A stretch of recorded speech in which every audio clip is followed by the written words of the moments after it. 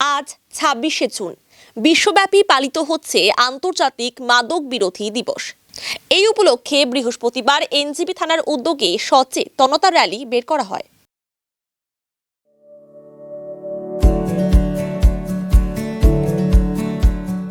Pamper, not just a hospital, but a mother. New life fertility centre আধুনিক চিকিৎসা ও বিশেষজ্ঞদের সহায়তায় আপনার স্বপ্ন পূরণ করতে প্রস্তুত। নতুন জীবনের স্বপ্ন সত্যি করতে আজই যোগাযোগ করুন। নতুন জীবনের সূচনা এখানেই। এদিনের এই সচেতনতা র্যালিতে অংশগ্রহণ করেন এনজেপি থানার আইসি সোনাম লামা, পুলিশ আধিকারিক Paresh Barman, NJP railway high স্কুলের পড়ুয়া সহ এনসিসি ক্যাডাররা।